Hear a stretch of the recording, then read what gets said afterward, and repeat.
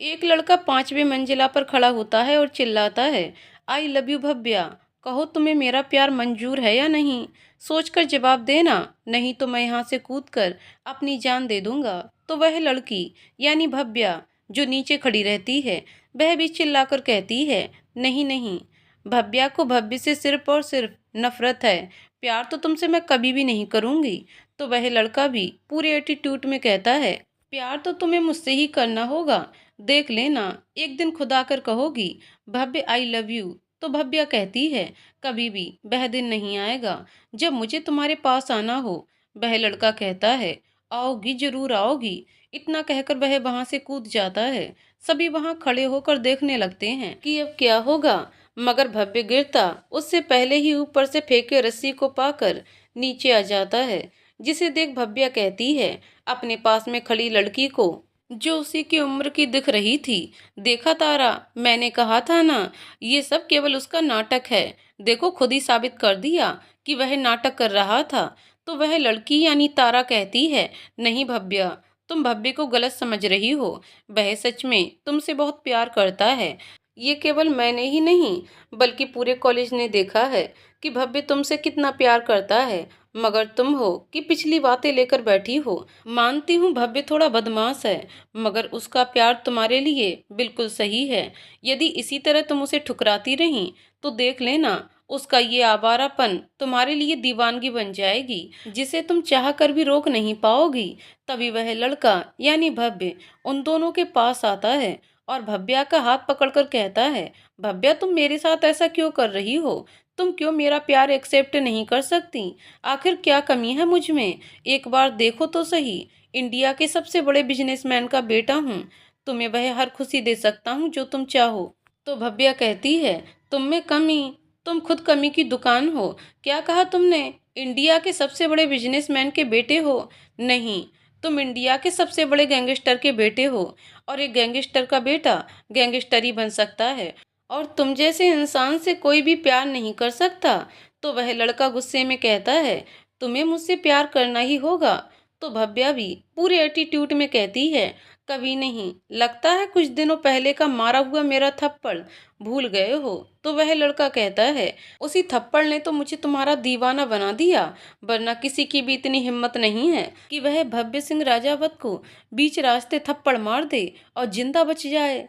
तो भव्या अपना हाथ झटकते हुए कहती है, डरते होंगे तुमसे दुनिया के सभी लोग, मगर एक बात याद रखना, मैं तुमसे नहीं डरती। भव्या मेहरा वह आग है जिसके पास यदि तुम आने की कोशिश करोगे तो जल जाओगे। इसलिए कह रही हूँ, मुझसे दूर रहो। तो भव्य भी पूरे एटीट्यूड में कहता है, यदि तुम आग हो तो मैं वह पानी हूँ जो जलते हुए आग को भी बुझाने का हिम्मत रखता हूँ। देख लेना, तुम खुद मेरे पास आओगी। तो भव्या कहती है, कभी नहीं, और वहां से चली जाती है। भव्य भव्या को जाते हुए देखकर मुस्कुराने लगता है और कहता है, अभी तक तुमने तो सिर्फ मेरी आवारगी देखी है, अब तो लगता है तुम्हें मुझे अपना दीवानगी दिखाना होगा। मिस भव्या मेहरा, आज से तुम भव्य सिंह राजावत की आवारगी से भरा दीवानापन देखोगी। इतना कहकर वहां से वह भी निकल जाता है। चलिए चलते हैं इनके सफर की ओर। कोलकाता शहर, द हीप यूनिवर्सिटी ये सपनों की यूनिवर्सिटी है, जहां लोग अपने सपने पूरे करने के लिए आते हैं। इस कॉलेज में हाई स्टडी बिजनेस की होती है। यहाँ बहुत अमीर अमीर घरों के बच्चे पढ़ते हैं। छोटे या मध्यम परिवार के बच्चों का इस कॉलेज में पढ़ने की हैसियत नहीं होती। इसलिए इस कॉलेज में केवल बड़े एंड अमीरों के बच्चे ही पढ़ने आते हैं। भव्या एंड तारा भी इसी कॉलेज में पढ़ती हैं, क्योंकि भव्या ने अपने दम पर स्कॉलरशिप के जरिए इस कॉलेज में एडमिशन कराया है। तो तारा अपने मम्मी पापा की इकलौती बेटी है, जिसके कारण उसकी हर ख्वाहिश उसके मम्मी पापा पूरा करते हैं। तारा भव्या से अलग नहीं होना चाहती थी, इसलिए उसने भी भव्या के साथ इसी कॉलेज में आकर बिजनेस की पढ़ाई के लिए एडमिशन लिया था। दोनों बहनें साथ साथ पढ़ने लगीं। क्लासरूम में सभी स्टूडेंट बैठकर पढ़ाई कर रहे होते हैं। तभी वहाँ कॉलेज के प्रिंसिपल आते हैं और सभी स्टूडेंट्स को गुड मॉर्निंग विश करते हैं। सभी स्टूडेंट भी प्रिंसिपल को देखकर गुड मॉर्निंग विश करते हैं। तो प्रिंसिपल सभी स्टूडेंट को बैठने के लिए कहते हैं और स्टेज पर जाकर खड़े होते हैं। फिर वह कहते हैं, मैं आप सभी को किसी से मिलाना चाहता हूँ, इसलिए मैं यहाँ आया हूँ। सी इज स्पेशल समॉन। तभी दरवाजे से एक लड़का लगभग 25 साल का जो होता है अंदर आता है। तो सभी उस लड़के को देखते हैं। वह लड़का देखने में बहुत ही ज्यादा हैंडसम एंड डेसिंग लग रहा होता है। सभी की नजर उस पर थी सिवाय भव्या को छोड़कर। प्रिंसिपल कहते हैं अंदर आओ। तो वह लड़का प्रिंसिपल के साथ जाकर खड़ा हो जाता है। तो फिर कहते हैं इनसे मिलिए, ये भव्य सिंह राजावत मिस्टर राजावत के बेटे हैं। ये ब्रिटेन में पढ़ाई कर रहे थे मगर किसी कारणवश इन्हें इंडिया आना पड़ा। तो ये हमारे कॉलेज में एडमिशन लिए हैं। पढ़ाई के लिए लास्ट ईयर है, इसलिए आप सभी इनकी मदद करें पढ़ाई करने में। तो सभी कोई यस सर कहते हैं सिवाय भव्या को छोड़कर। वही भव्य तो बस भव्या में ही खोया हुआ था। वह तो बस भव्या को ही निहार रहा था। भव्या को भी अपने चेहरे पर किसी की नज़र जैसा महसूस होती है मगर वह एक बार भी नज़र उठाकर नहीं देखती। वहीं भव्य तो बस भव्या को देखे जा रहा होता है। तभी प्रिंसिपल कहते हैं जाओ जाकर पढ़ाई करो। फिर वहां से निकल जाते हैं। भव्य सभी को hello and good morning wish करता है। सभी भव्य को भी बदले में hello and good morning wish करते हैं। जो लोग भव्य का परिचय जानते हैं या उसके पिता के बारे में जानते हैं उससे दूरी रहते हैं, लेकिन जो नहीं जानते वह तो उसकी खूबसूरती में उसके करीब जाना चाहते हैं। भव्या भी भव्य के पिता के बारे में जानती है कि वह एक गैंगस्टर है, इसलिए वह उसे एक नज़र देखती भी नहीं है। दूसरा कारण ये भी था कि भव्या भव्य के पिता से नफरत करती है। नफरत करने का क्या कारण है ये तो आगे ही पता चलेगा। तभी वहां से आकर भव्य भव्या के बगल वाली सीट में बैठ जाता है। तो भव्या को जैसे ही एहसास होता है कि उसके बगल में कोई बैठा है तो वह उठकर वहां से चली जाती है। भव्य को तो विश्वास ही नहीं हो रहा था कि उसे किसी लड़की ने इस तरह इग्नोर किया। तभी तारा जो भव्या के बगल में बैठी होती है वह भव्य से हाय कहती है। तो भव्य भी बदले में तारा को हाय कहता है। तारा भव्य से कहती है शायद उसे कुछ काम हो इसलिए वह चली गई हो। तो भव्य इट्स ओके कहकर तारा से बातें करने लगता है। वहीं भव्या क्लासरूम से निकलकर सीधे लाइब्रेरी में चली जाती है और लाइब्रेरी में जाकर एक बुक निकालकर पढ़ाई करने लगती है। वह पढ़ाई ही कर रही होती है। तभी वहां एक लड़की आकर बैठती है और वह धीरे से कहती है भव्या क्या तुमने सुना, आज कॉलेज में मिस्टर शेखावत के बेटे ने एडमिशन लिया है। तो भव्या चिढ़ते हुए कहती है ये लाइब्रेरी है, please keep quiet and study in your book. तो वह लड़की भव्या का मूड देखकर चुपचाप से पढ़ाई करने लगती है। वहीं क्लासरूम में धीरे धीरे बातें करते करते तारा और भव्य एक दूसरे के बारे में जान रहे होते हैं। तारा से बात करते करते भव्य को पता चलता है कि भव्या के माता पिता नहीं हैं और भव्य का केवल एक ही मकसद है अच्छे से पढ़ाई कर किसी अच्छी कंपनी में काम करना जिससे वह अपने पैरों पर खड़ा हो सके। तभी तारा कहती है तुमने अपने बारे में कुछ नहीं बताया। तो भव्य कहता है मैं अपने बारे में क्या बताऊं, जब मैं 6 साल का था तभी से ही ब्रिटेन में रह रहा हूँ, लेकिन पता नहीं क्यों डैड ने मुझे अचानक से इंडिया बुला लिया। मेरे लास्ट 2 मंथ बचे थे बिजनेस स्टडी कंप्लीट होने में। हालांकि मुझे कोई प्रॉब्लम तो नहीं हुई यहाँ एडमिशन लेने में और इंडिया आने का मेरा एक और कारण है, लेकिन वह सब छोड़ो। तुम ये बताओ तुम और भव्या दोनों फ्रेंड्स हो। तो तारा कहती है अरे नहीं नहीं, हम दोनों फ्रेंड्स नहीं हैं। भव्या मेरी बड़ी माँ की बेटी है। तो वो भव्य और तारा फिर उसी तरह दोनों बातें करते रहते हैं। तभी टीचर वहां आते हैं और लेक्चर स्टार्ट हो जाता है। सभी चुपचाप से अपनी पढ़ाई कर रहे थे मगर किसी और ही दुनिया में खोया था शायद हमारा भव्य। क्लास जैसे ही खत्म होता है तारा भव्या को ढूंढने निकल जाती है। वह पूरे कॉलेज में भव्या को ढूंढती है मगर भव्या उसे कहीं नहीं मिलती। तो वह समझ जाती है कि भव्या लाइब्रेरी में होगी और वह लाइब्रेरी की ओर चली जाती है। तारा जैसे ही लाइब्रेरी में जाती है देखती है भव्या पढ़ाई कर रही है। तो उसके पास जाकर बैठ जाती है और बोलती है भव्या तू यहाँ है, मैं तुझे कहाँ कहाँ नहीं ढूंढी। तो भव्या कहती है हाँ मैं पढ़ाई कर रही थी, मुझे कुछ नोट्स तैयार करने थे इसलिए मैंने क्लास भी नहीं ली। फिर तारा कहती है चल कोई ना, चलकर कुछ खाकर आते हैं। हाँ चल। दोनों कैंटीन की ओर चले जाते हैं। भव्य भी कैंटीन की ओर ही जा रहा होता है। भव्या और तारा कैंटीन में जाकर अपने लिए कुछ ऑर्डर करके टेबल पर बैठकर बातें करने लगती हैं। कुछ देर में उनका ऑर्डर भी उनके पास आ जाता है। तो वह दोनों बहनें बातें करते करते खाने लगती हैं। भव्या कोल्ड ड्रिंक पी रही होती है और तारा से कुछ बोल रही होती है। तभी वहां भव्य भी आ जाता है, मगर वह कैंटीन के बाहर से ही भव्या को देखते रहता है। वह भव्या को देखते देखते कहता है, मुझे ऐसा क्यों लग रहा है कि तुम ही वो हो जिसकी मुझे तलाश है। तुम्हारी ये नीली नीली आंखें मुझे ये सोचने पर मजबूर कर रही हैं कि तुम ही वह हो। अगर ऐसा है तो तुम क्यों मुझसे बात नहीं कर रही हो? क्या तुमने अभी तक नहीं पहचाना? मैं हूँ तुम्हारा बंदर। लेकिन बंदरिया, अगर तुमने मुझे नहीं पहचाना तो मैं तुम्हें याद दिलाने की कोशिश करूंगा, लेकिन उससे पहले मुझे ये जानना होगा कि तुम मेरी बंदरिया हो या नहीं। मेरा दिल कह रहा है कि तुम ही मेरी बंदरिया हो। इतना कहता है और धीरे धीरे भव्या एंड तारा के पास जाने लगता है। वह भव्या और तारा के पास जैसे ही पहुंचता है, तारा उसे देखकर हाय करती है, तो वह भी बदले में दोनों को हाय कहता है, मगर भव्या उसे कोई भाव नहीं देती। जिसे देख भव्य कहता है, क्या तुम्हें मुझसे कोई प्रॉब्लम है? तुम मुझसे ना बातें कर रही हो ना मुझे देख रही हो। तो भव्या चिढ़ते हुए कहती है, मुझे ना तुमसे कोई प्रॉब्लम है ना तुम में कोई इंटरेस्ट है, तो प्लीज जाओ कहीं और सीट देख कर बैठो। तो भव्य कहता है, इतना एटीट्यूड किस बात का है? भव्या भी उसी टोन में कहती है, यदि एटीट्यूड है तो ये मेरा एटीट्यूड। तुम जाओ और अपना सिर लेकर बैठो। तो भव्य भी कहाँ मानने वाला था। वह कहता है, मैं तो यहीं बैठूंगा, और वह भव्या और तारा के बीच रखे चेयर पर बैठ जाता है।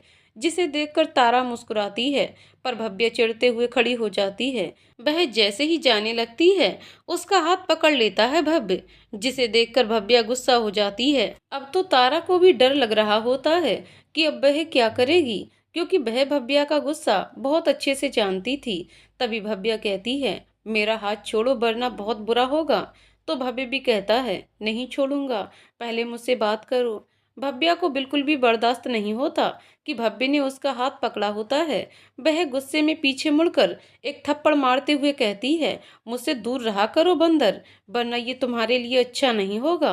वह इतना कहती है और अपना हाथ भव्य के हाथों से छुड़ाकर चली जाती है। वहीं सारा कॉलेज ये देखकर हैरान हो जाता है कि भव्या ने भव्य के ऊपर हाथ उठा दिया। कुछ लोग तो सोचने लगते हैं कि अब भव्य उसका क्या हाल करेगा। वह लोग भव्या के हालत पर तरस खा रहे होते हैं, तो कुछ अपने होश ही खो बैठते हैं कि उन्होंने अभी अभी क्या देख लिया। वहीं भव्य अपने गाल पर हाथ रखकर कहता है, तुम ही हो मेरी बंदरिया। इतनी हिम्मत तो केवल मेरी बंदरिया में ही है जो मुझे सरेआम थप्पड़ मार सके। तुम्हारे थप्पड़ ने ही मुझे पहले भी दीवाना बनाया था और आज भी मुझे तुम्हारा दीवाना बना गया। लेकिन तुम मुझसे ऐसा बिहेव क्यों कर रही हो? तुम क्यों मुझे नहीं पहचान रही, या तुम मुझे भूल गई हो? तो मैं तुम्हें याद दिलाने की कोशिश करूंगा। कुछ लड़कियां भव्य के पास आकर कहती हैं, भव्य उसने तुम्हें थप्पड़ मारा और तुमने उसे कुछ कहा क्यों नहीं? तो भव्य कहता है, माइंड योर लैंग्वेज, एंड ये हमारी प्रॉब्लम है, तो इसमें ना पड़ो तो ही बेहतर होगा। तो वह लड़कियां भी गुस्से में हमें क्या कहकर वहां से चली जाती हैं। भव्य भी सोचते सोचते भव्या के पीछे जाता है। वहीं तारा दौड़ते दौड़ते भव्या के पास जाती है। यार भव्या, तूने ये क्या किया?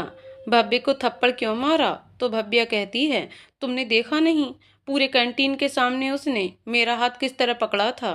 तारा कहती है, हाथ ही पकड़ा था ना, इसमें थप्पड़ मारने की क्या जरूरत थी? भव्या भी गुस्से में कहती है, तुम्हारे लिए होंगी जनरल बातें, मेरे लिए ये जनरल बातें नहीं हैं। उसने मेरा हाथ पकड़ा, बदले में मैंने उसे थप्पड़ मारा।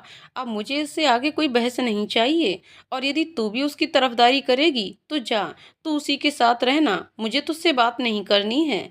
वह इतना कहती है और वहां से चली जाती है। वहीं तारा सोचती है कि भव्या इतना गुस्सा क्यों कर रही है, जबकि वह कितना शांत रहा करती है। उसके गुस्से का क्या कारण है? तभी पीछे से भव्य आते हुए कहता है, तारा। तारा पीछे मुड़कर देखती है तो अपने पास खड़े भव्य को पाती है। भव्य तारा से, क्या मैं तुमसे एक बात पूछूं? तुम मुझे बताओगी कि मेरे लिए जानना बहुत जरूरी है। तो तारा कहती है, पूछो, क्या पूछना चाहते हो? क्या बचपन में भव्या हमेशा नेशनल पार्क शाम को जाया करती थी? तो तारा कहती है, हाँ, उसे पार्क जाना बहुत पसंद था, और वह बचपन में हर रोज अपनी मम्मी के साथ पार्क जाया करती थी। ये बात मुझे मेरे मम्मा पापा ने बताया था, क्योंकि मैं उस टाइम भव्या के साथ नहीं रहती थी। मगर तुम क्यों पूछ रहे हो? तो भव्य कहता है वक्त आने पर बताऊंगा और वहां से चला जाता है। भव्या गुस्से में वॉशरूम चली जाती है और पानी के छींटे अपने चेहरे पर मारती है। फिर कुछ देर बाद रिलैक्स होकर खुद से कहती है नफरत करती हूँ मैं तुमसे, सिर्फ और सिर्फ नफरत है। तुम्हारे कारण मेरे अपनों की जानें गई हैं, जिसके लिए मैं तुम्हें कभी माफ नहीं करूंगी।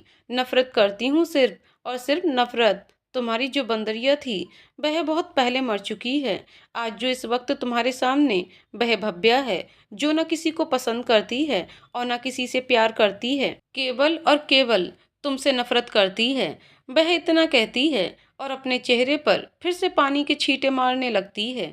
उसके बाद रिलैक्स होकर वह वहां से सीधे लाइब्रेरी में चली जाती है और फिर से पढ़ाई करने लगती है। इसी तरह सभी अपनी अपनी पढ़ाई करते हैं और शाम का वक्त हो जाता है और सभी अपने अपने घरों की ओर चले जाते हैं। भव्या और तारा अपने घर जैसे ही पहुंचते हैं, तारा की मम्मी कहती हैं आ गए तुम दोनों।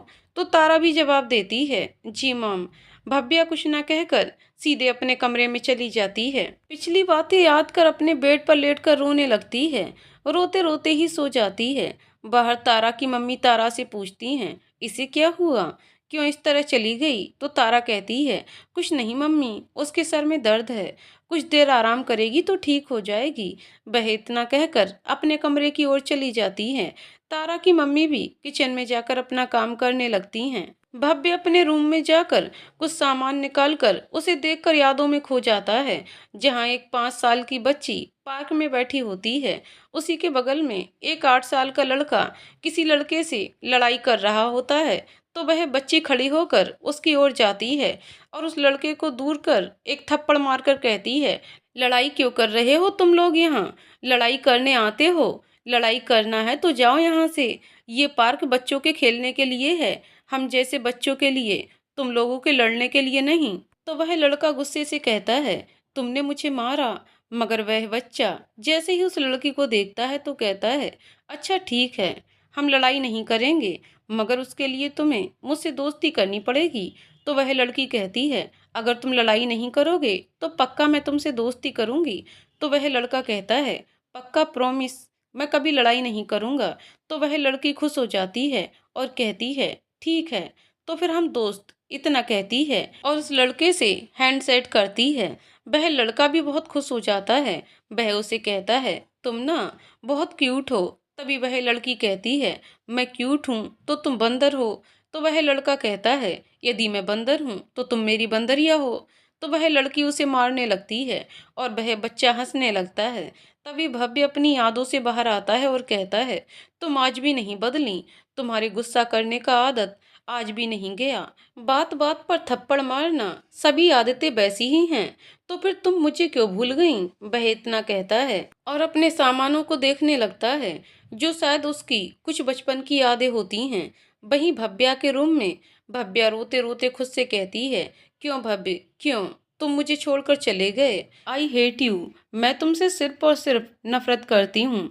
जब तुमसे प्यार करती थी तब तुम छोड़कर चले गए, और आज जब नफरत करती हूँ तो तुम मेरे पास क्यों आए, क्यों? वहीं बाहर तारा खड़े होकर सुन लेती है, जिससे वह समझ जाती है कि भव्य वही लड़का है जो बचपन में भव्या से पार्क में मिला करता था। वह भव्या के गुस्से का कारण अब अच्छे से समझ रही होती है। वह भव्या को ऐसे ही छोड़ देती है और दूसरे कमरे में जाकर सो जाती है और सोचने लगती है कि वह क्या करे। वहीं भव्या रोते रोते उसी तरह सो जाती है। अगली सुबह भव्या जैसे ही उठती है सीधे बाथरूम जाकर रेडी हो जाती है, मगर आज उसका मूड कुछ ठीक नहीं होता, जिसे देख तारा भी कुछ नहीं कहती। दोनों चुपचाप से अपना नाश्ता करते हैं और यूनिवर्सिटी की ओर निकल जाती हैं। यूनिवर्सिटी जाने से पहले भव्या और तारा एक अनाथ आश्रम जाती हैं और वहां बच्चों को 1 घंटा क्लास करवाकर फिर यूनिवर्सिटी की ओर चली जाती हैं। वहीं भव्य जैसे ही सुबह उठता है खुद से कहता है चलो भव्य रेडी हो जाओ, मिस बंदरिया को मनाओ मिशन पर। वह इतना कहकर मुस्कुराते हुए अपने वॉशरूम चला जाता है और रेडी होकर बिना नाश्ता किए यूनिवर्सिटी के लिए निकल जाता है। यूनिवर्सिटी में भव्या और तारा जैसे ही पहुंचते हैं कॉलेज का नज़ारा देखकर हैरान हो जाते हैं। तो तारा कहती है कितना अच्छा सजाया हुआ है ना। भव्या कहती है बकवास, अच्छे से जान रही हूँ ये किसने किया। और वह वहां से निकल जाती है। तभी बिल्डिंग पर एक लड़का खड़े होकर चिल्लाकर कहता है, भव्या आई लव यू। जिसे सुनकर वह दोनों हैरान हो जाती हैं, मगर भव्या समझ जाती है कि वह कौन हो सकता है। वह बिना कोई रिएक्शन के कुछ न कहकर वहां से आगे बढ़ने लगती हैं। तो तारा कहती है, चलना देखते हैं कौन है जो तेरा नाम ले रहा है। तारा अच्छे से समझ रही होती है कि वह भव्य है जो ये सब कर रहा है, मगर वह कुछ नहीं कहती। अनजान बनने का नाटक कर रही होती है। वह जबरदस्ती भव्या को खींचते हुए यूनिवर्सिटी के बने ग्राउंड में ले जा रही होती है। वहां भव्य बिल्डिंग पर से कहता है, आई लव यू, मैं तुमसे बहुत प्यार करता हूँ। यदि तुमने मेरी बात नहीं मानी तो तुम देख लेना, मैं अपनी जान दे दूंगा। कहो कि तुम्हें भी मुझसे प्यार है। तो भव्या कहती है, नहीं नहीं, आई हेट यू। भव्या ने केवल भव्य से नफरत किया है, बस नफरत। मैं तुमसे बहुत नफरत करती हूँ।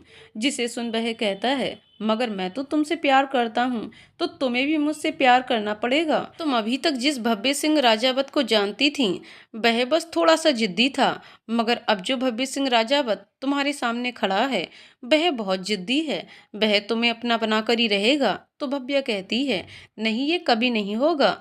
भव्या सिर्फ और सिर्फ तुमसे नफरत करती है। इतना कहकर वहां से जाने लगती है। तभी वह लड़का आई लव यू भव्य चिल्लाकर वहां से गिर जाता है, मगर वह जैसे ही नीचे गिरता उससे पहले ही एक रस्सी पर सीधे खड़े होकर दौड़ते हुए भव्या के पास आता है और पीछे से उसका हाथ पकड़ लेता है। तभी भव्या गुस्से में पीछे पलटती है और भव्य को एक जोरदार थप्पड़ मारती है। फिर उसे उंगली दिखाते हुए कहती है, कहा था ना दूर रहना मुझसे, तुम्हें एक बार समझ नहीं आती। वह इतना कहकर वहां से निकल जाती है। मानो यदि 1 मिनट भी वहां रुकी तो उसके आंसू निकल जाएंगे, क्योंकि कहीं ना कहीं दिल के एक कोने में भव्य के लिए उसके भी कुछ फीलिंग्स थे जो अभी भी जिंदा था। तारा भी भव्या को जाते हुए देख उसके पीछे जाने लगती है। भव्य अपने गाल पर हाथ रखकर चिल्लाकर कहता है, तुम आज भी नहीं बदली। जिसे सुन भव्या समझ जाती है कि उसे पहचान लिया है। वह जल्दी से वहां से निकलने लगती है। तभी भव्य खुद से कहता है, तुम तो बिल्कुल नहीं बदली। आज भी तुम्हारी सारी अदाएं बिल्कुल वैसी ही हैं, बिल्कुल नकचड़ी बंदरिया जैसी। फिर मगर वह क्या कारण है जिसके कारण तुम मुझसे नफरत करने लगी हो? मैं वह कारण तो नहीं जानता, लेकिन ऐसी कोई नफरत नहीं है जो भव्य को भव्या से दूर रख सके। देखना, एक दिन तुम खुद मेरे पास आओगी और कहोगी, भव्य मैं तुमसे प्यार करती हूँ। क्योंकि अब तक तुमने केवल भव्य का दीवानापन देखा है, अब तुम भव्य का आबारगी से भरा दीवानापन देखोगी, जिसमें केवल तुम्हारे लिए दीवानगी की सारी हदें पार कर लूंगा मैं। वह इतना कहता है और वह वहां से निकल जाता है। सारा कॉलेज ये देखकर हैरान होता है कि एक ही दिन में ऐसा भव्या ने क्या कर दिया जिससे भव्य उसके प्यार में पागल हो गया है। और भव्य ने ऐसा क्या किया जिसके कारण भव्या उससे केवल नफरत करती है। कॉलेज के किसी भी सदस्य को ये समझ नहीं आ रहा होता कि वह अभी क्या देख रहे थे। क्या वाकई में किसी लड़की ने मिस्टर राजावत के बेटे को मार दिया और वह अभी तक जिंदा घूम रही है? सभी के मन में बस यही सवाल चल रहे होते हैं। भव्या सीधे क्लासरूम में जाकर पढ़ाई करने लगती है। तारा भी क्लासरूम में आ जाती है। तारा भव्या से कुछ कहती उससे पहले ही टीचर वहां आ जाते हैं, तो वह बिना कुछ कहे चुपचाप से पढ़ाई करने लगती है। टीचर के आने के बाद सब चुपचाप से पढ़ाई कर रहे थे, मगर सबके दिमाग में कुछ ना कुछ बातें ही चल रही थीं। टीचर जब क्लास लेकर चले जाते हैं, तब भव्य भी क्लास में आता है, मगर वह भव्या से कुछ ना कहकर चुपचाप से जाकर पीछे बैठ जाता है और भव्या को देखने लगता है। भव्या अच्छे से महसूस कर पा रही थी कि भव्य उसे ही देख रहा है, मगर उन सब बातों को इग्नोर कर अपने आप से कहती है, भव्या बस 2 महीने की बात है। 2 महीने बाद एग्जाम हो जाएंगे, उसके बाद तुम्हें इसकी शक्ल भी नहीं देखनी होगी। किसी भी तरह करके 2 महीने तुम्हें इसे झेलना ही पड़ेगा। वह इतना कहती है, अपना ध्यान पढ़ाई में लगा लेती है।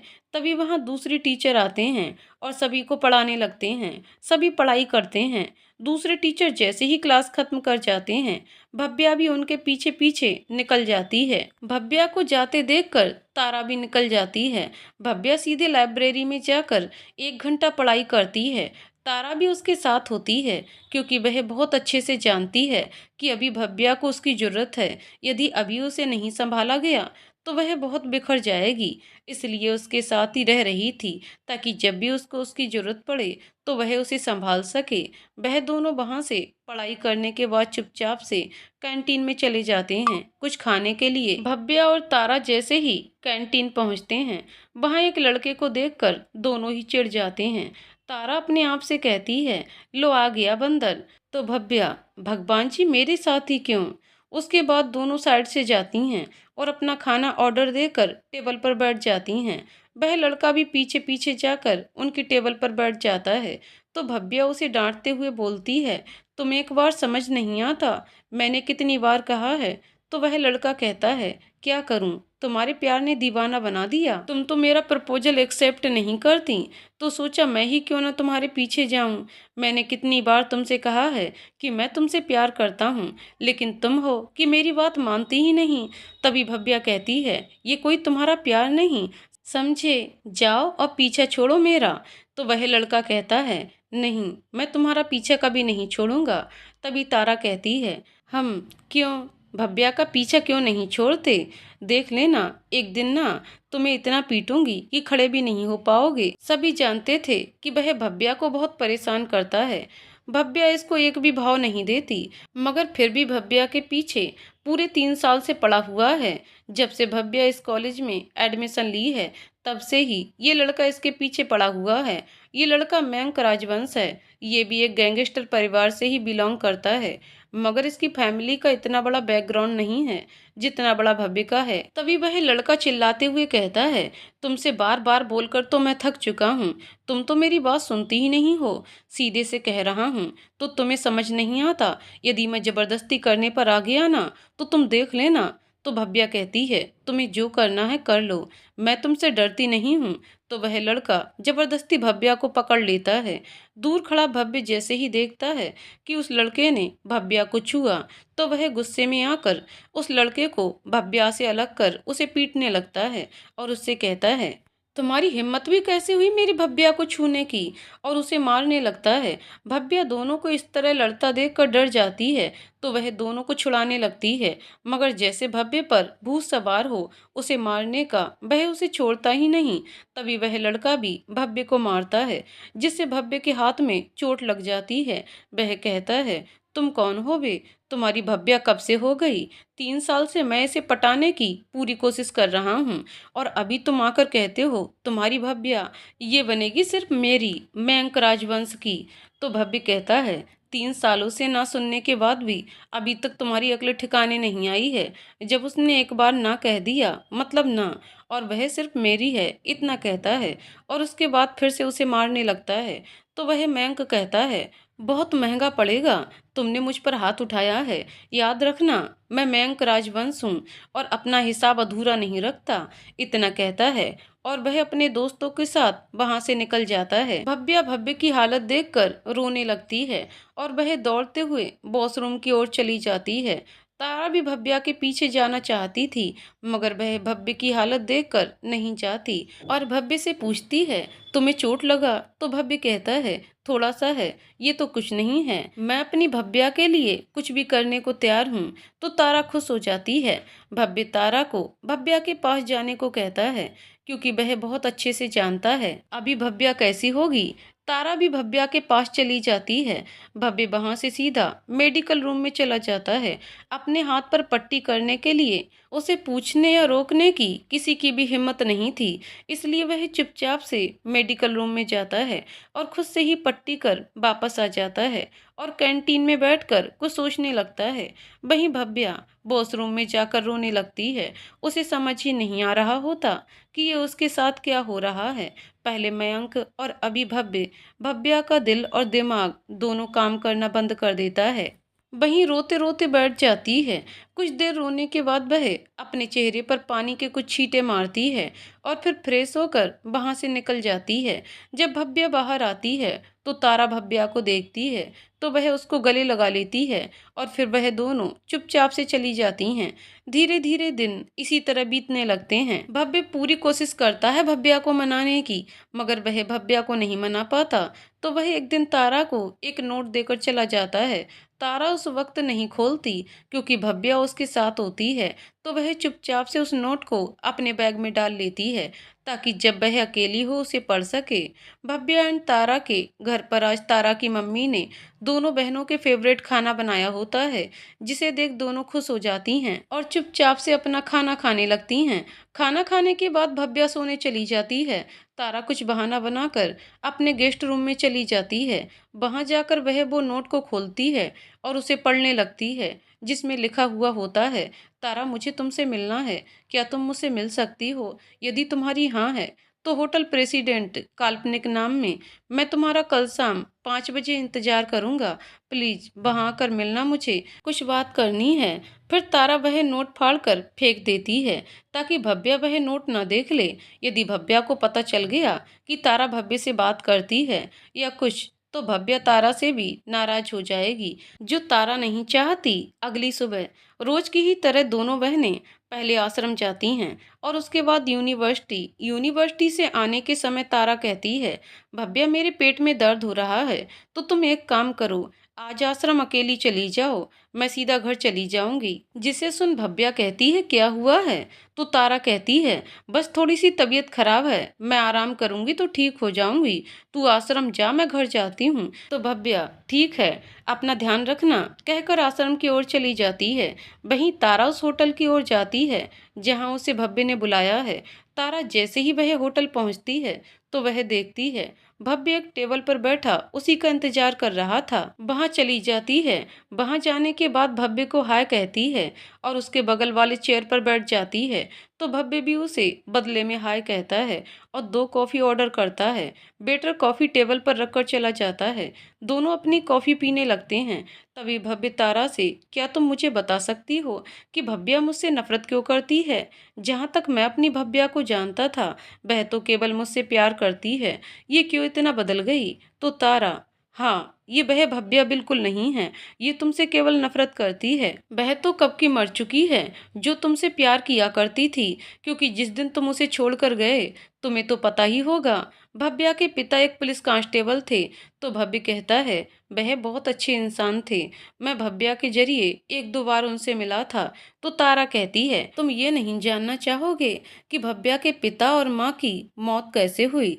तो भव्य कहता है, इससे भव्या और मेरा क्या कनेक्शन? तो तारा कहती है, कनेक्शन है, मैंने मम्मा पापा को बात करते हुए सुना था कि बड़ी मम्मा और पापा के मौत के पीछे तुम्हारे डैड का हाथ है, क्योंकि बड़े पापा को कुछ ऐसे सबूत मिल गए थे जिनसे वह तुम्हारे डैड को अरेस्ट कर सकते थे, जिसके कारण तुम्हारे डैड ने उन्हें मरवा दिया। तो भव्य गुस्से में कहता है, नहीं, मेरे डैड ऐसा कभी नहीं कर सकते। तो तारा पूरे एटीट्यूड में कहती है, ओ रियली भव्य, तुम्हें लगता है कि तुम्हारे डैड ऐसा नहीं कर सकते ना? ना जाने कितने मासूमों को मौत के घाट उतार चुके हैं, सिर्फ अपने मतलब के लिए। नहीं, डैड अच्छे से जानते थे कि मैं भव्या को कितना पसंद करता हूँ, तो वह भव्या के पिता को क्यों मारेंगे? तो तारा कहती है, तो तुम जाकर अपने डैड से ही पूछो, या मैं नहीं जानती कि उन्होंने ऐसा क्यों किया।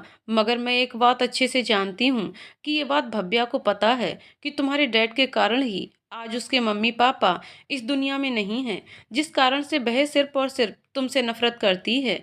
जब तुम भव्या की जिंदगी में आए थे तब मैं यहाँ नहीं थी, इसलिए मैं ये तो नहीं जानती कि वह तुम्हारे कितने क्लोज थी, लेकिन तुम्हारे नफरत का कारण मैं बहुत अच्छे से जानती हूँ।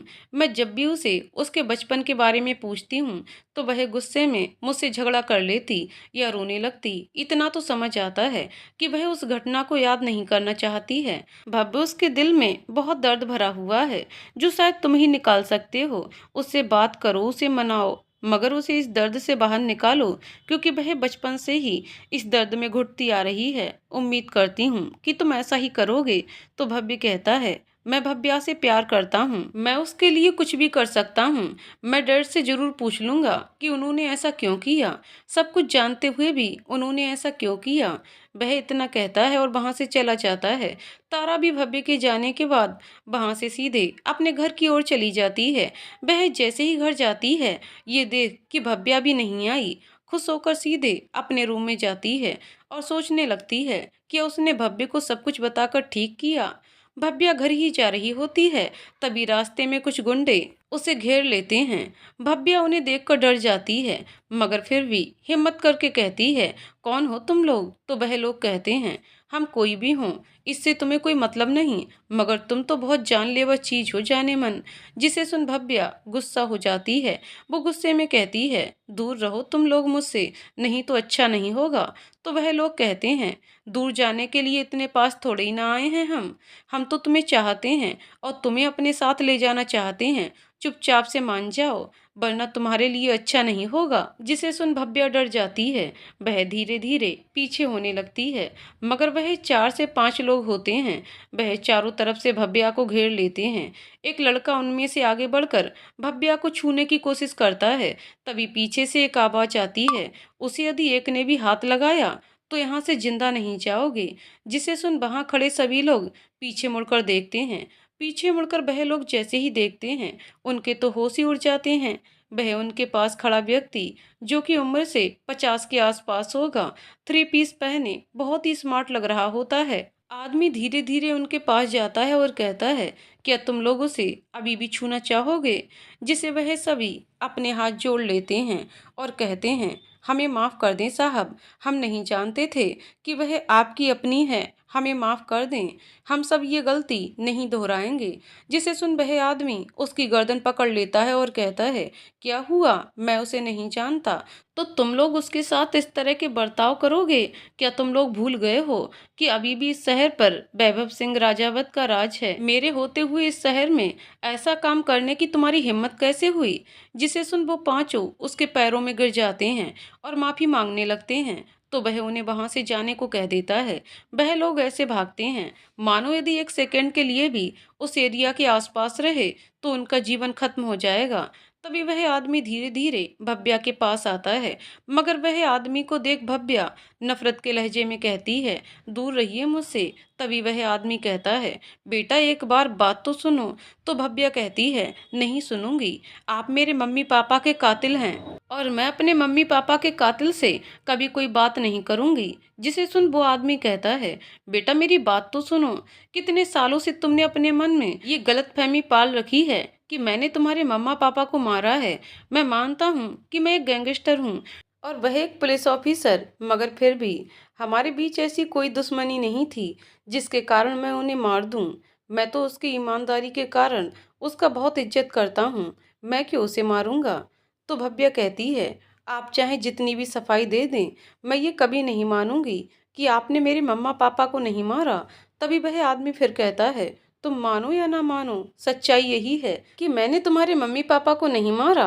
वो बहुत अच्छे व्यक्ति थे और ये पूरा कोलकाता शहर जानता है कि वैभव सिंह राजावत कभी भी किसी बेगुनाह को नहीं मारता। तो भव्या उसी नफरत भरे लहजे में कहती है, झूठ बोल रहे हैं आप, पिछले 15 सालों से यही झूठ बोल रहे हैं, लेकिन मैं आपकी बातों में नहीं आने वाली। वह इतना कहकर वहां से चली जाती है। तभी वह आदमी खुद से कहता है, बेटा तुम क्यों मुझसे इतना नफरत करती हो? मैंने तुम्हारे मम्मी पापा को नहीं मारा, बहुत अच्छे इंसान थे, लेकिन आज मैं तुमसे वादा करता हूँ, तुम्हारी आंखों पर से ये नफरत की पट्टी मैं हटाऊंगा और तुम्हें मैं अपने घर की बहू बनाकर ही रहूंगा। तुम एक बहुत अच्छे इंसान की बेटी हो और तुम में तुम्हारे मम्मी पापा के पूरे गुण हैं, लेकिन इससे पहले मुझे ये पता करना पड़ेगा कि वह काम किया किसने जिसकी सजा मैं आज तक तुम्हारी नफरत के रूप में भुगत रहा हूँ। वह इतना कहकर वहां से चला जाता है। वहीं भव्या वहां से सीधे अपने घर जाकर अपने रूम में चली जाती है। रूम का डोर बंद कर घुटनों के बल बैठकर वहीं रोने लगती है। उसे तो समझ ही नहीं आ रहा होता कि वह उस पर भरोसा करे या 15 साल पहले जो उसके सामने सबूत पेश किया गया था उस पर वह ये बात भी नहीं नकार सकती थी कि वैभव सिंह ने इन 15 सालों में उसे 100 बार से भी ज्यादा मिलने की या बात करने की या समझाने की कोशिश की है कि उसने उसके मम्मी पापा को नहीं मारा। भव्या जैसी मामूली लड़की के आगे इतनी बार भीख मांगना, ये बात इतने बड़े आदमी को शोभा नहीं देता। फिर भी वह उससे बार बार माफी मांगे जा रहे होते हैं। तभी भव्या अपने आंसू पोंछते हुए कहती है, कुछ तो बात है जो मुझसे छूट रही है, अब मुझे खुद ही पता करनी होगी। वह इतना कहकर अपने आंसू पोंछती है और कबर्ड में रखे एक बॉक्स को खोलती है। वहीं भव्य जैसे ही अपने घर जाता है, वह अपने डैड को खोजता है। तो उनके नौकर कहते हैं, साहब जी अभी नहीं आए हैं। जिसे सुन भव्य सीधा अपने कमरे में चला जाता है। कुछ समय बाद जब भव्य सिंह राजावत अपने घर आते हैं, तभी भव्य भी उसके पास आकर कहता है, डैड मुझे आपसे कुछ बात करनी है। तो उसके डैड यानी कि वैभव सिंह कहते हैं, बोलो बेटा क्या बात है। तो भव्य कहता है, डैड क्या आपने भव्या के मम्मी पापा को मारा है? मुझे सच सच बताइए, आपको मेरी कसम। तो भव्य के डैड कहते हैं, नहीं बेटा, मैंने भव्या के माँ पापा को नहीं मारा, लेकिन मुझे वह इल्जाम आज तक लेकर जीना पड़ रहा है। भव्या भी यही मानती है कि मैंने उसके मम्मी पापा को मारा, इसलिए मैंने तुम्हें ब्रिटेन से इंडिया बुलाया था कि तुम भव्या को समझा सको कि मैंने उसके माँ पापा को नहीं मारा। उस बच्ची की नज़रों में कातिल बनकर नहीं मरना चाहता हूँ। मैं मानता हूँ कि मैंने बहुत से लोगों को मारा, लेकिन मैंने भव्या के माँ पापा को नहीं मारा। वह बहुत अच्छे व्यक्ति थे, मैं उन्हें क्यों मारूंगा? जबकि ये बात तुम भी अच्छे से जानते हो कि मैं भव्या को बचपन से ही अपनी बहू बनाना चाहता हूँ। वह जितना तुम्हें पसंद है, उससे ज़्यादा वह लड़की मुझे पसंद। तो मैं ऐसा काम क्यों करूँगा जिसके कारण वह मुझसे नफरत करेगी? मैंने तुम्हें उस कॉलेज में एडमिशन भी इसलिए दिलाया कि तुम उसके नज़दीक रहकर उसे मनाने की कोशिश करो, लेकिन मुझे ऐसा लगता है कि सबसे पहले मुझे वो कारण जानना होगा जिसके कारण भव्या मुझसे इतना नफरत करती है। आखिर किसने मारा उसके माँ पापा को? जिसे सुनकर भव्य कहता है, यदि आप सच कह रहे हैं तो चिंता मत करिए, मैं उस इंसान को सामने लाकर ही रहूंगा और भव्या से शादी तो मेरी ही होगी, आप उसकी चिंता मत करें। जिसने भी भव्या को आपके खिलाफ भड़काया, उसका पर्दाफाश तो अब मैं करूंगा, और भव्या की आप चिंता मत करो, मैं उसका अच्छे से ख्याल रखूंगा। वह इतना कहता है और अपने घर से बाहर निकल जाता है। वहीं भव्या अपने सामानों में एक बॉक्स निकाले उसे देखे जा रही होती है और कहती है, क्यों बंदर क्यों? क्यों तुम मुझे छोड़कर चले गए? तुम्हारे जाने के बाद से मेरी जिंदगी पूरी तरह से बदल गई। तभी उसकी बालकनी में से एक आवाज आती है, तो क्या इस कारण तुम अपने बंदर को कभी माफ नहीं कर सकती? भव्य को वहां खड़े देखकर शौक हो जाती है और अपने हाथ में रखे सामान को साइड कर उसके पास जाकर कहती है, तुम यहाँ क्या कर रहे हो? तुम्हें मेरा पता किसने दिया? तो भव्य कहता है, भव्य को अपनी भव्या का पता खोजने के लिए किसी की जरूरत नहीं है। फिर भव्या के दिल की ओर इशारा करके अपने दिल पर हाथ रखकर कहता है, इसने मुझे बताया कि तुम मुझे याद कर रही हो, तो मुझे तुम्हारा पीछा करते मैं यहाँ तक पहुँच गया। तो भव्या कहती है, मैंने कितनी बार कहा है दूर रहो, नफरत करती हूँ मैं तुमसे और तुम्हारे पापा से, दूर रहो, मैं तुम दोनों की शक्ल नहीं देखना चाहती। क्यों तुम इतना नफरत करती हो? मैं तुम्हारा नफरत नहीं देखता हूँ, तुम समझती क्यों नहीं हो? जब बार बार डैड बोल रहे हैं उन्होंने नहीं मतलब नहीं मारा, मैं अपने डैड को अच्छे से जानता हूँ, झूठ नहीं बोलते, कुछ तो ऐसी बात है जो तुमसे छिपी है। तो भव्या कहती है, कुछ भी हो, लेकिन मैं ये बात नहीं मानूंगी कि तुम्हारे पापा ने मेरे मम्मी पापा को नहीं मारा है। आज मैं बिना माँ बाप के जी रही हूँ, जिसका कारण केवल तुम्हारे पापा हैं। नफरत करती हूँ मैं तुमसे और तुम्हारे पापा से। तो भव्य कुछ और कहता उससे पहले ही भव्या उसके मुंह पर बालकनी के दरवाजे को लगा देती है और वहां बैठकर रोने लगती है। तो भव्य कहता है, भव्या मैं तुमसे वादा करता हूँ, जब तक उस इंसान को तुम्हारे सामने नहीं ला देता जिसने तुम्हारे मम्मी पापा को तुमसे दूर किया, तब तक मैं तुम्हें अपनी शक्ल भी नहीं दिखाऊंगा। बस इतना कहता है और चुपचाप से वहां से चला जाता है। वहीं भव्या रोते रोते दरवाजा खोलती है, मगर जब तक वह दरवाजा खोलती है भव्य उससे बहुत दूर जा चुका होता है। तो वह वहीं बैठकर खुद से कहती है, काश कि ऐसा होता भव्य, मगर ऐसा नहीं है। अंकल ने ही मारा है मेरे माँ पापा को और यही सच है। धीरे धीरे वक्त यूं ही बीतने लगता है और भव्य भी यूनिवर्सिटी आना छोड़ देता है, क्योंकि वह अब भव्या को अपनी शक्ल नहीं दिखाना चाहता था। भव्या की नफरत भव्य सहन नहीं कर पाता। वहीं भव्या भी अब परेशान रहने लगती है, क्योंकि भव्य अब यूनिवर्सिटी नहीं आता। धीरे धीरे दिन और बढ़ने लगते हैं और एग्जाम के टाइम भी आ जाता है। भव्य भी यूनिवर्सिटी आता है और एग्जाम देकर सीधा चला जाता है। इसी तरह एग्जाम भी खत्म होने को होते हैं। आखिरी एग्जाम की डेट पर भव्य एग्जाम देकर बहुत पहले ही क्लासरूम से निकल जाता है। भव्या जैसे ही एग्जाम देकर निकलती है, भव्य उसका हाथ पकड़कर उसे अपनी गाड़ी में बैठाता है और उसे जबरदस्ती कहीं लेकर जाने लगता है। भव्या उससे बहुत हाथ छुड़ाने की कोशिश करती है, मगर भव्य उसका हाथ नहीं छोड़ता। वह एक हाथ से भव्या का हाथ पकड़कर दूसरे हाथ से कार चला रहा होता है। भव्या गुस्से में भव्य को बहुत मार रही होती है, मगर उस पर भी इस बात का कोई फर्क ही नहीं पड़ रहा था। वहीं यूनिवर्सिटी में तारा भव्या को बहुत खोजती है, मगर तारा को भव्या नहीं मिलती, तो वह अकेले ही निकल जाती है घर की ओर। वह तो बस कार चला रहा होता है। कुछ समय बाद कार एक घाटी के पास रुकती है। भव्य बाहर निकलता है और वह भव्या को भी कार से बाहर निकालता है। भव्या नहीं निकलती, तो भव्य जबरदस्ती उसे बाहर निकालता है। गाड़ी के स्टीयरिंग से भव्या को सटा उसके कंधों पर हाथ रखकर कहता है, तुम क्यों कर रही हो ऐसा मेरे साथ? क्या तुम्हें मेरा प्यार नहीं दिखाई देता? तो भव्या कहती है, मैं जो कर रही हूँ अपनी मर्जी से कर रही हूँ और अपने लिए इसमें तुम्हें कोई प्रॉब्लम नहीं होनी चाहिए। तो भव्य कहता है, मुझे प्रॉब्लम नहीं होनी चाहिए, ये तुम कैसे कह सकती हो? तुम किसी और के साथ शादी करने के लिए हाँ कैसे कर सकती हो भव्या? तो भव्या, मैं क्यों ना हाँ कहूँ? मेरे चाचू जी ने मेरे लिए तय किया है, तो मैं उस रिश्ते को हाँ क्यों ना कहूँ? तो भव्य भी गुस्से में कहता है, नहीं, तुम हाँ नहीं कर सकती, तुम किसी और की नहीं हो सकती, तुम केवल मेरी हो। तो भव्या भी उसी एटीट्यूड में कहती है, करूँगी करूँगी करूँगी, तुम्हारे अलावा किसी से भी शादी करूँगी, मगर तुमसे तो नहीं करूँगी। तो भव्य भी उसी एटीट्यूड में कहता है, तुम मेरी बात नहीं मानोगी? तो भव्या भी कहती है, नहीं। भव्य अपना एक हाथ गाड़ी के कांच पर जोर से मारता है, जिससे कार का कांच टूट जाता है और कहता है, अब मुझे मजबूरन वही करना होगा जो मैं नहीं करना चाहता था, और इसकी जिम्मेदार केवल तुम ही होगी। तुम्हें सच जानना था ना कि किसने तुम्हारे मम्मा पापा को मारा है? चलो मैं तुम्हें सच दिखाता हूँ। भव्य उसके पास जाता है और कहता है, भव्या, मैंने तुम्हें कहा था ना कि सारे सबूत के साथ ही मैं तुम्हारे पास आऊँगा। चलो मैं तुम्हें तुम्हारे सारे सवालों का जवाब तुम्हें आज दूंगा। वह इतना कहकर भव्या का हाथ पकड़ता है और वहां से भव्या को ले जाने लगता है। वह भव्या को कार में बैठाता है और एक बार उसकी ओर देखकर कहता है, मुझे माफ करना, मगर ये करना मेरे लिए बहुत जरूरी है। मैं तुम्हें किसी और का होते नहीं देख सकता। सच जानने के बाद डैड का कहना था कि तुम ना ही जानो तो ठीक है। वह तुम्हारी खुशी के लिए जिंदगी भर तुम्हारे माँ पापा के कातिल बनकर रहने को तैयार थे, और उन्होंने मुझे भी तुम्हें नहीं बताने को कहा, मगर मैं इस तरह से अपने प्यार को जाते नहीं देख सकता हूँ, इसलिए तुम्हें सच आज जानना ही होगा। वह इतना कह भव्या को वहां से लेकर जाने लगता है।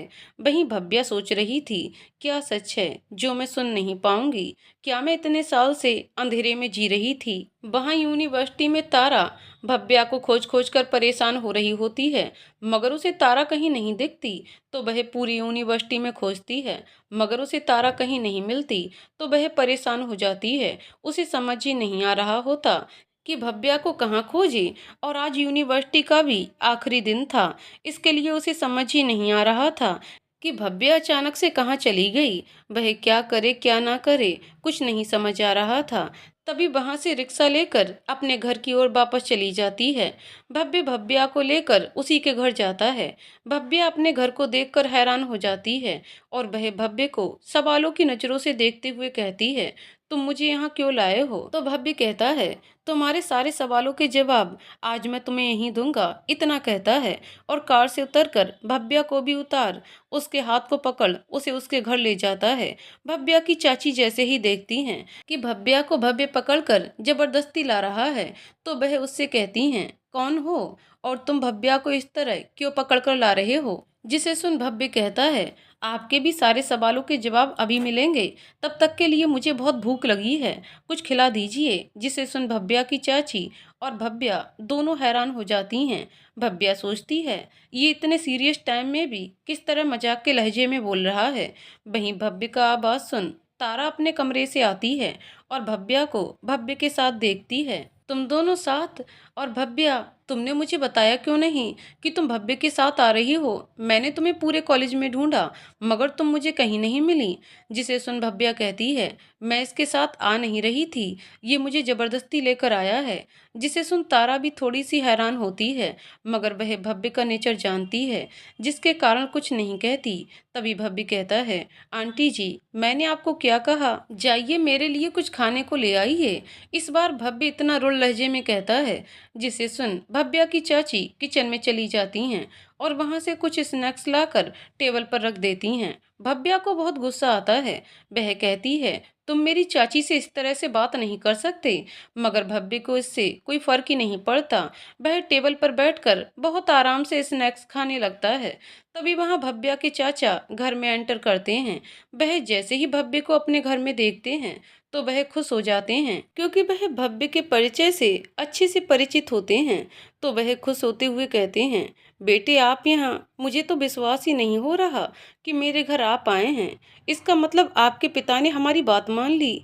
तभी भव्य कहता है, हाँ, आपको विश्वास भी कैसे होगा कि मैं आपके घर आ गया? भव्य जिस तरीके से कहता है, जिसे भव्या के चाचा को कुछ समझ ही नहीं आ रहा होता।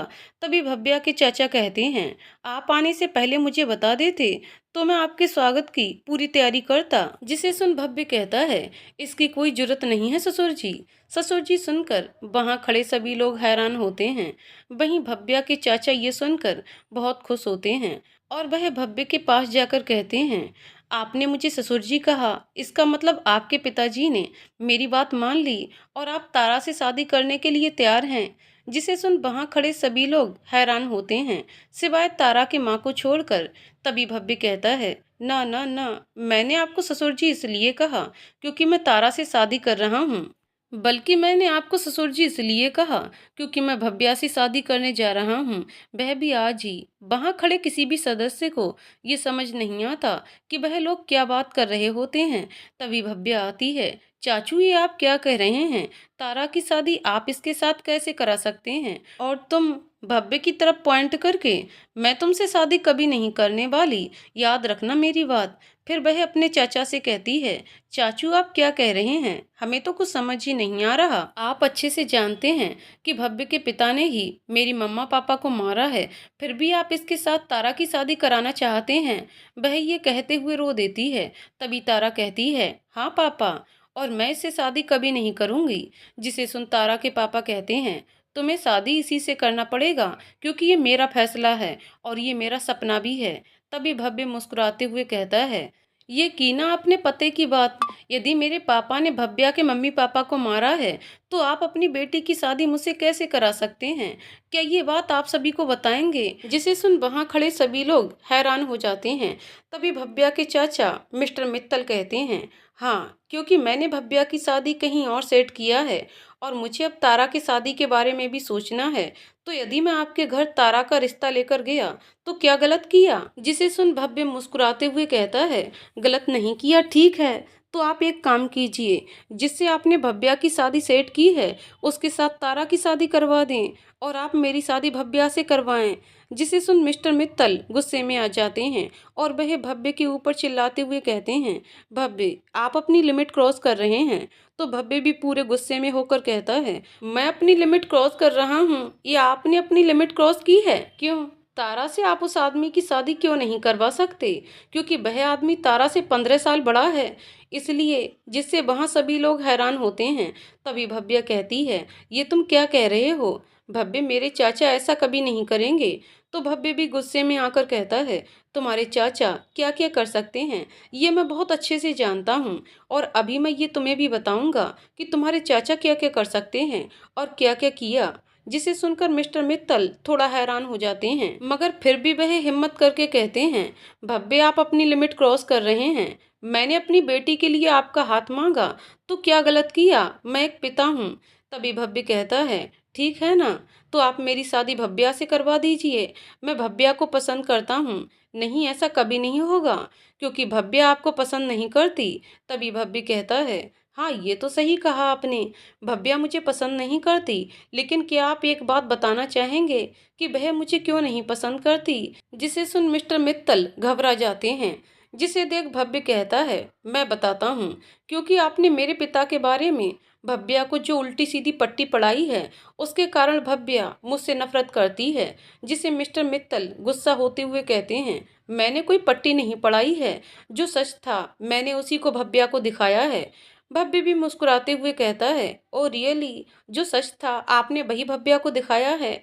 ठीक है, तो आज जो मैं दिखाने जा रहा हूँ भव्या को, वह सच है या झूठ, वह भव्या को ही डिसाइड करने दीजिए। वहां खड़े किसी को भी कुछ समझ ही नहीं आ रहा होता कि भव्य और मिस्टर मित्तल क्या बातें कर रहे होते हैं, मगर मिस्टर मित्तल इस बात को अच्छी तरह से समझ चुके होते हैं। तभी भव्य मुस्कुराते हुए कहता है, मेरे पिता ने आपके बड़े भाई को मारा, इससे आपको कोई फर्क नहीं पड़ता, और आप मेरी शादी अपनी बेटी से कराना चाहते हैं, जिससे मिस्टर मित्तल को कुछ समझ ही नहीं आता कि वह क्या बोलें। तब भव्या उनके पास जाती है और कहती है, हाँ चाचा बताइए, आप तो सब कुछ जानते हैं ना कि भव्य के पिता ने ही मेरे मम्मा पापा को मारा, फिर भी आप भव्य के साथ तारा की शादी कैसे करा सकते हैं। तो तारा भी आकर कहती है, हाँ डैड बताइए, आप ऐसा क्यों चाहते हैं। जिसे सुन मिस्टर मित्तल गुस्सा हो जाते हैं और वह गुस्से में चिल्लाते हुए कहते हैं, हाँ मैं यही चाहता हूँ, मैं ये बहुत पहले से चाहता था कि भव्य की शादी तारा से हो। जिसे सुन वहां खड़े सभी लोग हैरान हो जाते हैं। तभी भव्या गुस्से में आकर कहती है, इसका मतलब आपको कोई फर्क नहीं पड़ता कि उसके पिता मेरे मम्मा पापा के कातिल हैं। जिसे सुन मिस्टर मित्तल चिढ़ते हुए कहते हैं, हाँ मुझे कोई फर्क नहीं पड़ता कि उसका बाप तुम्हारे बाप का कातिल है, क्योंकि मुझे सिर्फ मेरी बेटी की खुशियों से मतलब है। वह इतना कहे भव्या को दूर धकेल देता है। भव्या गिरने वाली होती है कि भव्य भव्या को संभाल लेता है। तभी भव्य गुस्से में चिल्लाते हुए कहता है, आप अपनी लिमिट मत भूलिए, यदि मेरी भव्या को एक खरोच भी आई ना, तो मैं आपको यहीं जिंदा दफना दूंगा। फिर भव्य भव्या से कहता है, भव्या तुम्हें बहुत यकीन है ना तुम्हारे चाचा पर, देखो तुम्हारे चाचा ने तुम्हारी जिंदगी का कितना बड़ा फैसला कैसे लिया है। इतना कहता है और किसी को इशारा करता है। इशारा समझते ही दरवाजे पर खड़ा आदमी एक आदमी को धकेलते हुए अंदर लाता है और भव्य के पैरों में उसे धकेल देता है। उस आदमी को देख भव्य हैरान हो जाती है, क्योंकि वह आदमी मिस्टर मित्तल के ही बिजनेस पार्टनर में से एक होते हैं, जो कि मिस्टर मित्तल से कुछ ही उम्र में छोटे होंगे। तभी भव्य भव्या से कहता है, देखो तुम्हारे चाचा ने तुम्हारे लिए ये फैसला लिया, क्यों मिस्टर मित्तल, मैंने सही कहा ना। उस आदमी को देख मिस्टर मित्तल के पसीने छूट जाते हैं। उन्हें समझ ही नहीं आ रहा होता कि भव्य को उसके बारे में इतनी जानकारी कहाँ से मिली। उन्हें तो कुछ समझ ही नहीं आ रहा होता कि वह इस वक्त क्या करें। भव्या को समझ में नहीं आ रहा होता कि उसके चाचा इस तरह से क्यों बिहेव कर रहे होते हैं। तभी भव्य उसको वहां से लेकर जाता है और वहां के सोफे पर बैठाते हुए कहता है, भव्या आज जो मैं तुम्हें सच बताऊंगा ना, उसे जानकर मैं जानता हूँ तुम्हें विश्वास नहीं होगा, लेकिन मेरा विश्वास करना यही सच है। वह इतना कहता है और एक आदमी को बुलाता है। वह आदमी कुछ फोटोग्राफ एंड कुछ रिकॉर्डिंग भव्य को देते हुए वहां से चले जाता है। तभी भव्य उसमें से एक फोटो निकालकर भव्या को दिखाता है, तो भव्या समझ नहीं पाती। तो वह कहती है, तुम मुझे क्यों दिखा रहे हो, ये तो चाचा किसी को पैसे दे रहे हैं। तो भव्य कहता है, ये किसी को पैसे दे रहे हैं, मगर किस लिए दे रहे हैं ये नहीं जानना चाहोगी। फिर वह एक और फोटो भव्या को दिखाता है, जिसमें एक आदमी किसी गाड़ी का ब्रेक फेल कर रहा होता है। जैसे ही भव्या ये देखती है, वह हैरान हो जाती है, क्योंकि ये कार उसके पापा की होती है और वह फोटो वाला ही आदमी होता है। वह सवालिया नजरों से भव्य को देखने लगती है। तभी भव्य कहता है, यही सच है, उस दिन तुम्हारे चाचा ने उस आदमी को तुम्हारे पापा के गाड़ी के ब्रेक फेल करने के लिए पैसे दिए थे। भव्या भव्य की बातों को सुनकर कहती है, नहीं मेरे चाचा ऐसा नहीं कर सकते। तभी एक क्लिप अपने मोबाइल में चलाता है भव्य, जिसमें भव्या के चाचा कह रहे होते हैं अपने बड़े भाई के गाड़ी के ब्रेक फेल करने के लिए किसी आदमी से। भव्या को तो सुनकर भी विश्वास ही नहीं हो रहा होता कि उसके चाचा उसके साथ ऐसा कर सकते हैं। तभी तारा वहां आते हुए कहती है, भव्य ये तुम झूठ बोल रहे हो, मेरे पापा ऐसे नहीं कर सकते। तभी भव्य गुस्से में कहता है, मैं झूठ नहीं बोल रहा हूँ, तुम लोगों पर जो पट्टी पड़ी हुई है ना इस आदमी का, उसे तो मैं आज उतार कर ही रहूंगा। और भव्य भव्या से कहता है, एक बात बताओ मुझे, क्या कभी तुमसे पुलिस ने कहा कि मेरे डैड ने तुम्हारे मॉम डैड को मारा। जिसे सुन भव्या कहती है, नहीं तुम्हें ये बात किसने बताया? तो भव्या कहती है, चाचू। वहां खड़े सभी लोग हैरान हो रहे होते हैं। जो भी अभी वहां हो रहा होता है किसी की समझ के पार होता है। तभी मिस्टर मित्तल गुस्से में कहते हैं, कहना क्या चाहते हो तुम? जिसे सुन भव्य मुस्कुराते हुए कहता है, कहना तो मैं बहुत कुछ चाहता हूँ, लेकिन आगे जो भी कहना है वह आप खुद ही कहें तो बेहतर होगा। वरना यदि मैंने कहा तो आप अच्छे से जानते हैं मैं क्या क्या बता सकता हूँ। भव्य की बातों से अब मिस्टर मित्तल गुस्से में कहते हैं, हाँ मैंने कहा था उसे गाड़ी का ब्रेक फेल करने के लिए। हाँ मैंने ही कहा था भैया भाभी को मारने के लिए। पैसे भी मैंने ही दिया था। और भव्या के दिमाग में ये बात भी मैंने ही डाला था कि तुम्हारे डैड ने भैया भाभी को मारा है, क्योंकि मैं यही चाहता था। मैं तो ये भी चाहता था कि ये भी मर जाए, मगर ये उस दिन गाड़ी में नहीं गई जिसके कारण ये बच गई। तो भव्य गुस्से में कहता है, आपने ऐसा क्यों किया? क्यों भव्या के मॉम डैड को मारा? जिसे सुन मिस्टर मित्तल गुस्से में कहते हैं, हाँ मैंने मारा, और क्यों ना मारूं? वह था मेरा सौतेला भाई। उसके कारण कभी डैड ने मुझसे सही से बात नहीं की। हमेशा मुझे ताना मारा किया करते थे कि जो मेरे मन में उसके लिए नफरत आई उसका अंजाम तो यही होना था। एक दिन तो उसे मरना ही था, तो मैंने ही मार दिया। इतना कहकर वह मुस्कुराने लगता है। तभी भव्या वहां आते हुए मिस्टर मित्तल के कॉलर को पकड़ लेती है और कहती है, क्यों चाचू आपने ऐसा क्यों किया? तो मिस्टर मित्तल गुस्से में कहते हैं, हाँ मैंने किया। मैं तो तुम्हें भी मारना चाहता था, क्योंकि एक दिन मिस्टर राजावत भैया और मुझसे मिलने आए थे तुम्हारे और इस लड़के की शादी के लिए। भैया तो मान गए थे, मगर मुझसे ये बर्दाश्त नहीं हुआ और मैंने तुम तीनों को मारने का सोचा। मगर किस्मत से तुम बच गईं, क्योंकि उस दिन तारा आई थी जिसके कारण तुम उन लोगों के साथ नहीं गई थीं। फिर वह भव्या को धकेल देते हैं। भव्या जमीन पर पड़ी होती है। उसे तो विश्वास ही नहीं हो रहा होता कि इतना बड़ा धोखा उसके खुद के सगे चाचा ने ही दिया। तभी मिस्टर मित्तल कहते हैं, यदि तुम उस दिन मर गई होती तो मैं तारा के साथ इस लड़के की शादी करता, मगर इस लड़के ने तो मेरी पूरी सच्चाई तुम्हारे सामने रख दी। मगर कोई बात नहीं, अभी भी देर नहीं हुई है। मैं तुम्हें मेरी बेटी की जिंदगी के रास्ते में नहीं आने दूंगा। इतना कहते हैं और भव्य के बॉडीगार्ड जो वहां खड़े होते हैं उनसे उनका एक गन छीनकर भव्या के ऊपर पॉइंट करते हैं। वहां खड़े सभी लोग हैरान हो जाते हैं। ये देखकर भव्य को बहुत गुस्सा आता है, जैसे वह अभी मिस्टर मित्तल को मार ही डालेगा। तभी तारा कहती है, नो डैड, आप ऐसा नहीं कर सकते। आप भव्या को नहीं मार सकते डैड, प्लीज डोंट दिस। आप ऐसा नहीं करेंगे। तो मिस्टर मित्तल कहते हैं, बेटा मैं ऐसा कर सकता हूँ। मैं इससे और इसके बाप से नफरत करता हूँ। पहले इसके बाप ने मेरी जिंदगी खराब की और अब ये तुम्हारी जिंदगी के बीच में आ रही है। इसे तो मरना ही पड़ेगा। वह इतना कहते हैं। तभी वहां एक गोली चलने की आवाज आती है। तारा कहती है, नहीं डैड प्लीज, आप ऐसा मत कीजिए। आप ऐसे नहीं हो सकते। आप मेरे डैड ऐसा कभी नहीं कर सकते। जिसे सुनकर मिस्टर मित्तल कहते हैं, मुझे माफ़ करना बेटा, मगर मुझे तो ये करना पड़ेगा। अगर इस लड़की को नहीं मारूंगा तो मैं इस लड़के को तो जरूर ही मारूंगा, क्योंकि इसकी वजह से आज मेरी सच्चाई तुम सबके सामने आ गई। अब तो तुम मुझसे नफरत करती होगी, तो थोड़ी सी और नफरत सही, मगर इस लड़के को मरना पड़ेगा। इतना कहते हैं और गोली चला देते हैं। गोली चलते ही वहां पूरा सन्नाटा फैल जाता है। करीबन 1 मिनट बाद भव्य जोर से चिल्लाता है, भव्या। गोली जैसे ही भव्य को लगने वाली होती है तो उसके सामने भव्या आकर खड़ी हो जाती है। तभी भव्य भव्या को अपनी बाहों में लेकर बैठ जाता है। तारा भी होश में आते ही भव्या के पास आती है और कहती है, भव्या तुम मुझे छोड़कर नहीं जा सकती। जिसे सुनकर भव्या कहती है, अब कुछ नहीं हो सकता तारा, अब मेरे जाने का वक्त आ चुका है। भव्य मुझे माफ करना, मैंने हमेशा से तुम्हें और अंकल को गलत समझा। हो सके तो मुझे माफ कर देना। क्या तुम अपनी भव्या के लिए एक वादा करोगे मुझसे? जिसे सुनकर भव्य कहता है, भव्या बोलो तो सही। तो भव्या कहती है, भव्य चाचू मुझसे इसलिए नफरत करते हैं क्योंकि उन्हें लगता है मैंने हमेशा से उनकी बेटी की खुशियां छीनी हैं। भव्य तुम तारा से शादी कर लेना। मुझसे वादा करो कि तुम तारा से शादी करोगे। भव्य रोते हुए कहता है, भव्या प्लीज तुम ऐसा मत बोलो, मैं अभी तुम्हें हॉस्पिटल लेकर जाऊंगा, तुम्हें कुछ नहीं होगा, प्लीज एम्बुलेंस को कॉल करो। वो अपने आदमियों को इतना कहता है और भव्या को गोद में ले लेता है, मगर भव्या रोते हुए कहती है, नहीं भव्य, अब मैं नहीं बचूंगी, तुम मुझसे वादा करो कि तुम तारा से शादी करोगे।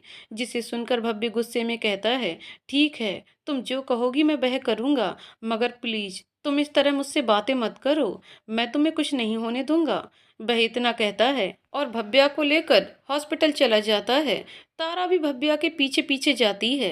वहीं भव्य के आदमी मिस्टर मित्तल को पकड़कर अपने साथ ले जाते हैं। तारा की मम्मी घर में बैठी रो रही होती हैं। उनको तो विश्वास ही नहीं हो रहा होता कि उनके पति ने ये क्या किया। भव्य भव्या को सीधा हॉस्पिटल लेकर जाता है। उनके पीछे पीछे तारा भी पहुंच जाती है। भव्य भव्या को गोद में लेकर दौड़ते हुए हॉस्पिटल जाता है और डॉक्टर को चेक करने को बोलता है। डॉक्टर गोली लगा देखकर कहते हैं, ये तो पुलिस केस है, पहले आप पुलिस को इन्फॉर्म कीजिए, उसके बाद मैं इनका ट्रीटमेंट करूंगा। जिसे सुनकर भव्य गुस्से में डॉक्टर का कॉलर पकड़कर अपने पॉकेट से बंदूक निकालकर पॉइंट करते हुए कहता है, यदि मेरी भव्या को कुछ भी हुआ तो मैं पूरे हॉस्पिटल को आग लगा दूंगा, इसलिए चुपचाप से मेरी भव्या को चेक करो, यदि उसे कुछ भी हुआ तो मैं पूरे हॉस्पिटल को आग लगा दूंगा, समझे डॉक्टर। तो डॉक्टर डरते हुए ठीक है कहकर ऑपरेशन की तैयारी करने के लिए नर्स को कहते हैं। अंदर भव्या बेजान सी पड़ी होती है। जैसे जैसे समय बीत रहा होता है, भव्य को भव्या को लेकर डर भी बढ़ता जा रहा होता है। वह ओटी के बाहर चक्कर पर चक्कर काट रहा होता है। तभी वहां दौड़ते हुए तारा आती है और भव्य के कंधे पर हाथ रखकर कहती है, भव्या को कुछ नहीं होगा, प्लीज तुम टेंशन मत लो। जिससे गुस्से में भव्य तारा के गले को पकड़ लेता है और कहता है, ये सब तुम्हारे बाप के कारण हुआ, याद रखना, यदि मेरी भव्या को कुछ भी हुआ ना तो मैं तुम्हारे बाप को जिंदा जला दूंगा। तारा अपनी गर्दन को छुड़ाने की कोशिश करते हुए कहती है, भव्य प्लीज छोड़ो। कुछ समय बाद भव्य तारा का गला छोड़ देता है और वहीं लगे बेंच पर बैठकर अपने सर पर दोनों हाथ रखकर सोचने लगता है। तारा भव्य के रवैये को अच्छे से समझ रही होती है, क्योंकि कहीं ना कहीं ये सब उसके पापा की वजह से ही हुआ होता है, जिसके लिए वह खुद भी तो अपने पापा से भी नफरत करने लगती है।